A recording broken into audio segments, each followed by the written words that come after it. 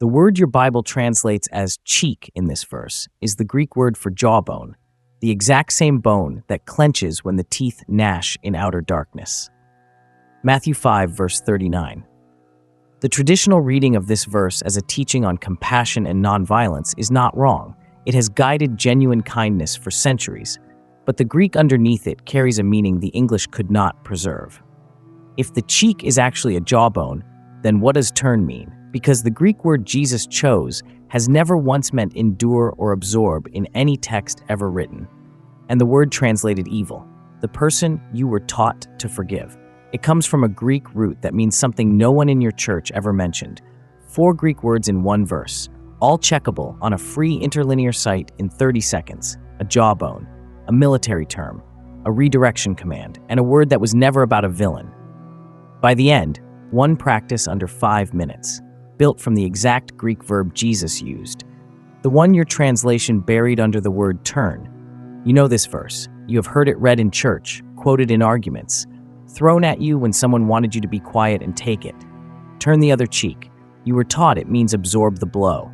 Forgive the attacker. Do not fight back. Be the bigger person. Let it go. And maybe you tried. Maybe you sat in a pew and heard a pastor say this verse proves that Christians should never be angry. And something in you twisted because you were angry. And the verse felt like it was calling you a failure for feeling what you felt. That reading starts in the verse before it. Matthew 5, verse 38. You have heard that it was said, an eye for an eye and a tooth for a tooth. That was lex talionis, a legal principle given to courts to limit vengeance, not a permission slip for revenge. It was a rule of proportionality.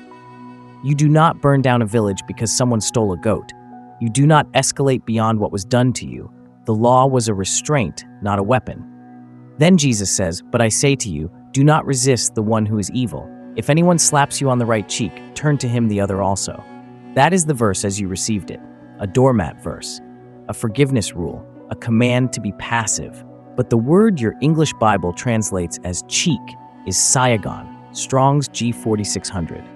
And if you look it up right now on any free interlinear, the primary definition is not cheek, it is jawbone. So the cheek is a jawbone. But that raises a question the English never lets you ask. If this is a jawbone, what does it mean that the verse specifies the right one? And why does it matter that the strike is an open hand slap, not a fist? Siagon. It appears only twice in the entire New Testament. Here in Matthew 5, verse 39, and in Luke 6, verse 29. Both times your Bible translates it as cheek. Both times the Greek says something different. Thayer's Greek lexicon defines Siagon as the jaw, the jawbone. The parenthetical follows, AV cheek, meaning the authorized version used the word cheek, but the underlying Greek means jawbone. The primary meaning is bone. Cheek is the implied extension. In the Septuagint, the Greek translation of the Old Testament, Siagon translates the Hebrew word lehi. That word means jawbone. It is the same word used in Judges 15, verse 15, when Samson picks up the jawbone of a donkey and uses it as a weapon. He kills 1,000 men with a jawbone. Same word, same bone. In 1 Kings 22, verse 24, the prophet Zedekiah strikes Micaiah on the lehi. That is the jaw. In Job 16, verse 10, Job says his enemies have struck him on the lehi. Everywhere this word appears, it describes bone, hard structure. The mandible. You have read cheek your entire life and pictured soft flesh being slapped. The Greek says bone. Now watch where that bone shows up again. The phrase weeping and gnashing of teeth appears 7 times across Matthew and Luke. Matthew 8, verse 12. Matthew 13, verse 42. Matthew 13, verse 50. Matthew 22, verse 13. Matthew 24, verse 51. Matthew 25, verse 30. Luke 13, verse 28. Every time paired with outer darkness or judgment. The Greek word for gnashing is brigmos, Strong's G11030. It comes from brycho, which originally meant to eat greedily with a noise, like a wild animal tearing at meat. Vincent's Word Studies confirms this. When Acts 7, verse 54 says the Sanhedrin gnashed their teeth at Stephen, the word is brycho. They were not weeping, that was rage. The jaw is the structure. Gnashing is what it does under stress. The Siagon that gets struck in Matthew 5, verse 39 is the same anatomical territory that clenches in fury throughout the gnashing passages. No different body part, No different word family. Same zone, same bone. You know this feeling, that moment when someone says something that hits you and your jaw locks before your mind even forms a response. Your teeth press together, your molars clench. The words you want to fire back are already stacking up behind your tongue before your conscious mind has decided anything. That is Siagon territory, the will center, the place where reactive determination locks in. In this reading, the jawbone corresponds to the will, the place where reactive determination locks before the conscious mind chooses a response. This is correspondence, not medical claim. Map, not prescription. We are decoding a text, not prescribing a treatment. Now the strike itself. The Greek word is rhapizo, Strong's G4474. Thayer defines it as to smite in the face with the palm of the hand, to box the ear. This is not a fist. The related noun rhapisma appears 3 times in the Gospels, always during the trial of Jesus, always describing slaps of insult, not blows of combat. The Greek New Testament contains at least 5 different words for striking someone. Tipto means to pummel with repeated blows. Dero means to flay or scourge. Patasso means to strike with a weapon, sometimes fatally. Jesus had all of these available. He chose rhapizo, the open palm strike, the degradation blow, not injury, insult. The Mishnah, the Jewish oral law, assigned specific fines: 200 zuz for a palm slap, 400 zuz, double, for a backhanded slap. The Tosefta explains the distinction. Not a blow of pain, but a blow of shame. The backhand cost more because it humiliated more. And the verse says the right cheek. In a culture where the left hand was unclean, a right-handed person striking your right cheek can only do so with a backhand. That is not a fight between equals. That is a superior enforcing status on an inferior, master to slave, husband to wife, Roman to Jew, a humiliation blow. So the strike lands on the jawbone, the will center, an insult blow, not a combat blow. But the verse does not say forgive. It does not say absorb. Before it tells you what to do, it tells you what not to do. And the word it uses is borrowed from the battlefield. Do not resist the one who is evil. That is how your Bible reads. And you have always heard resist as a relatively gentle word. Do not mildly object. Do not push back. Be passive. But the Greek word is anthistemi, the infinitive form of anthistemi, Strong's G436. It is a compound. Anti means against, opposite. Hist means to stand, to plant yourself, to set your position. Together they mean to set yourself opposite and hold. This is not gentle language. In the Septuagint, anthistemi appears dozens of times, frequently as a technical term for military engagement. 2 armies marching toward each other until their ranks collide. Josephus, the 1st century Jewish historian, uses it repeatedly in military contexts. This is not, do not gently push back. This is, do not take up a locked opposing stance, like 2 armies crashing into each other. Jesus is not saying be passive. He is saying do not enter the collision. You know this feeling. That locked-in state when you are arguing with someone and you stop listening. You are not processing what they said. You are building your counterattack. Both of you planted, neither moving forward, neither retreating, just bracing against each other. That rigid, mutual destruction. That is anthistemi. Jesus says me antisteni, a prohibition. Do not do this. Do not plant yourself opposite the painful stimulus. Do not lock your formation against it. The aorist tense tells you this is not about a general policy. It is a specific command for a specific moment. In the instant the jawbone gets struck, do not set yourself opposite. Think about what that means practically.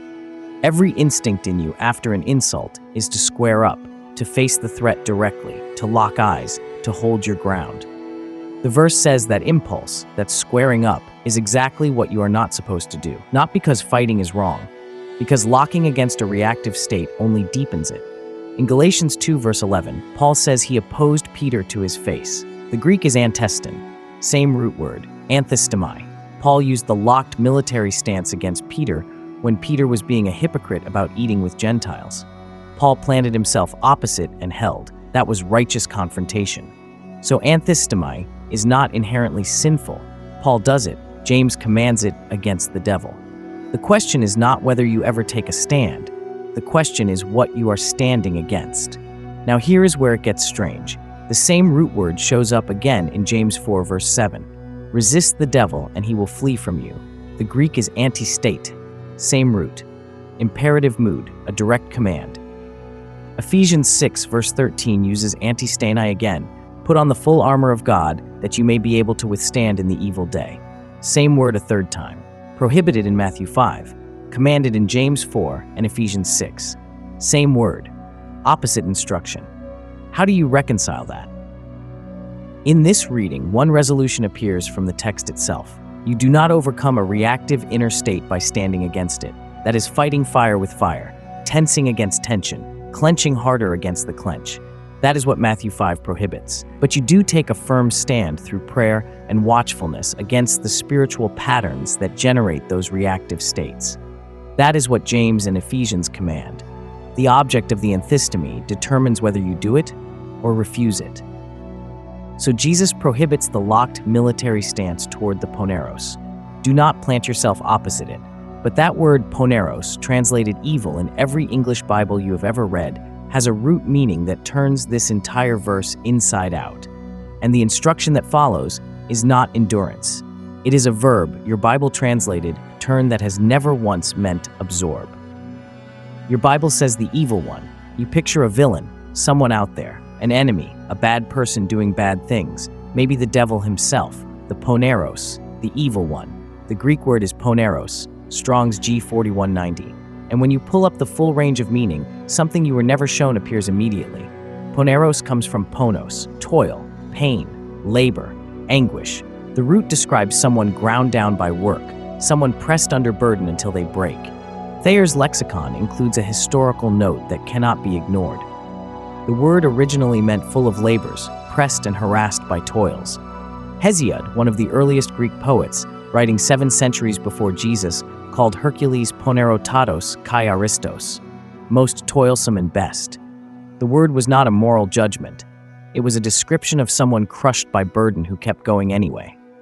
The church has taught this verse with deep sincerity for 2,000 years, and the ethical reading of poneros as the evil person has motivated real acts of mercy and real courage. But the Greek root holds something the translation could not carry through. Look at how the same word behaves elsewhere in the New Testament. Matthew 6, verse 23. If your eye is poneros, your Bible says evil eye or bad eye, but the context is about vision, about how you see. A poneros eye in that verse is a dysfunctional eye, not a morally wicked eye, an eye in bad condition. That is the same Greek word. Ephesians 5, verse 16. The days are poneros, not morally evil days, days full of peril and toil, difficult, burdened, heavy days. Revelation 16, verse 2. A poneros sore, a painful, grievous wound. Not a morally evil wound, a wound that hurts. The word carries a range your English Bible collapsed into a single moral category. In this reading, to ponero in Matthew 5, verse 39 carries the root meaning that Thayer's itself preserves. Not an external villain, the burdened, pain-driven, reactive state, the toilsome condition within that wants to lash out, the part of you ground down by life that clenches and fires before you choose to. The evil one reads as the painful one, the labored one, the part of your will that is operating from exhaustion and burden, not from clarity. This is correspondence, not medical claim. Map, not prescription. We are decoding a text, not prescribing a treatment. Now the final word, the instruction, the thing Jesus actually tells you to do. Your Bible says turn. You have always heard that as endure the next blow. Present the other cheek, take it again. The Greek word is strepho, Strong's G4762. And here is where the entire verse breaks open. Strong's defines strepho as to twist, turn, quite around, reverse.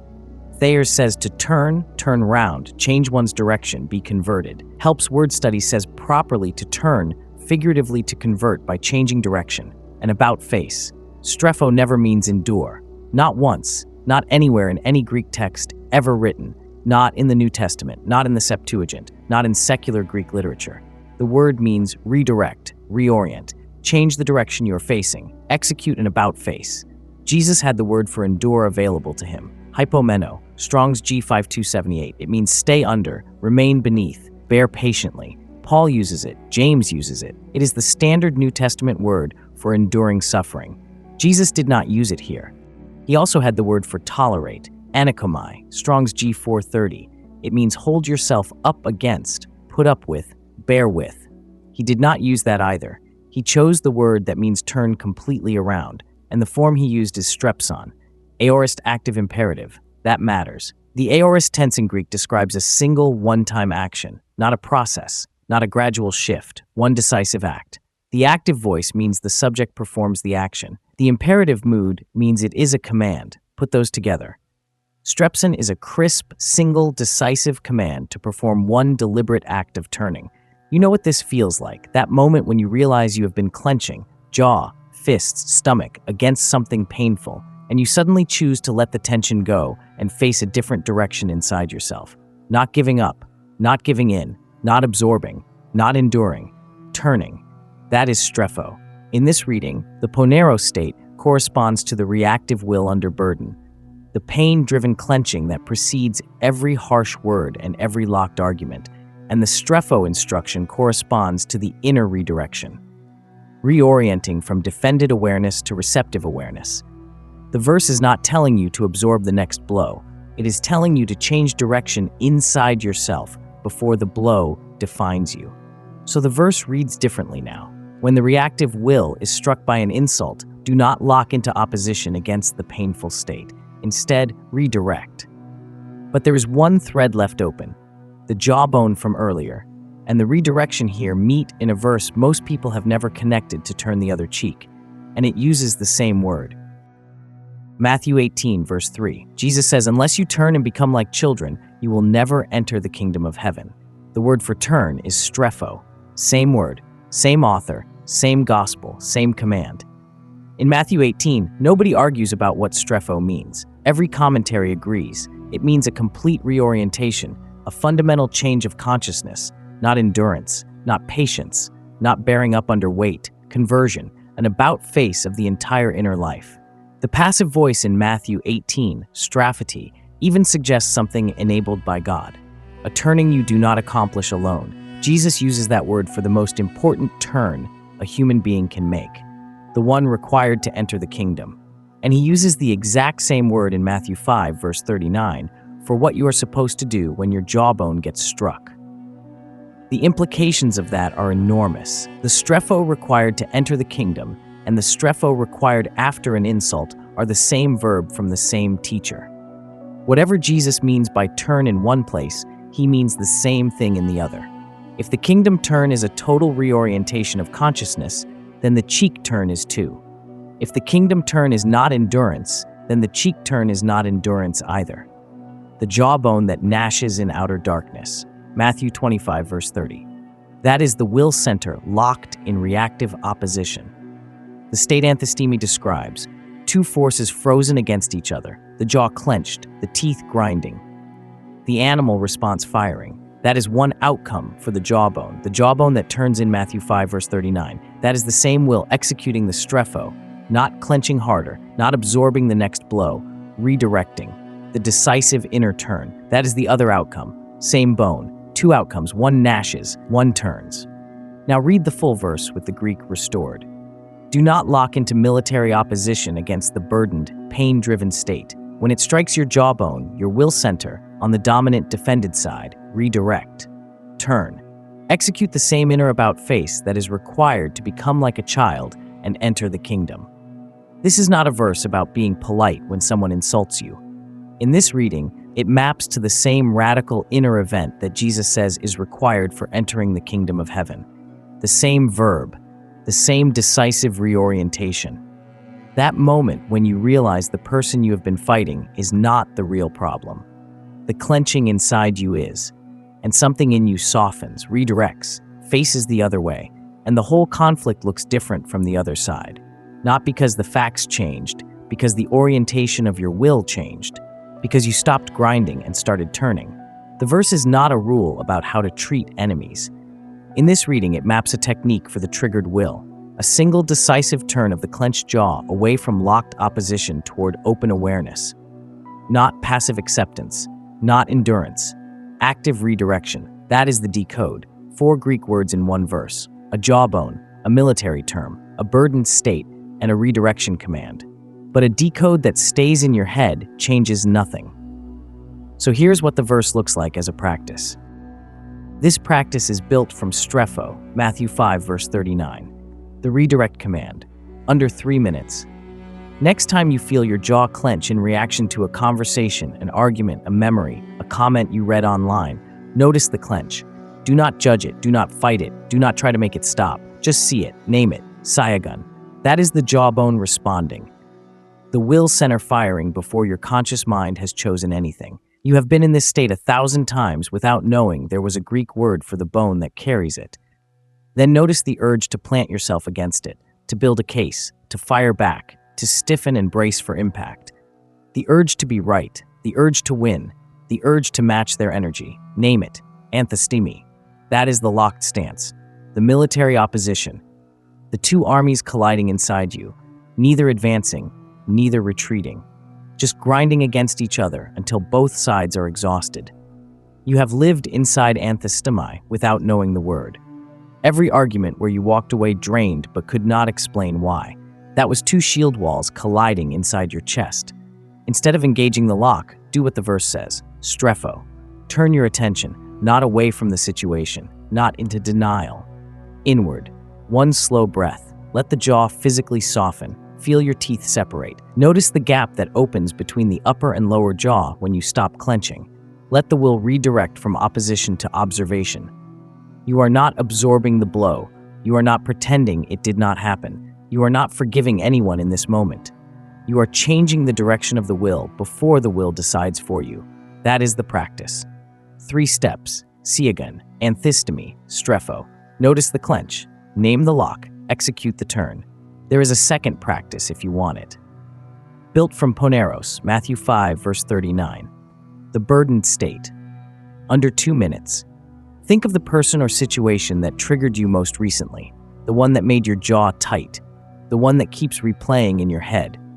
Instead of naming them the evil one, name the feeling they activated in you, the tightness in the chest, the burden across the shoulders, the exhaustion of clenching against something you cannot control, the heat behind your eyes when you replay what they said for the 5th time. That is the poneros, the toilsome, labored state, the burdened one. It was already there before they opened their mouth.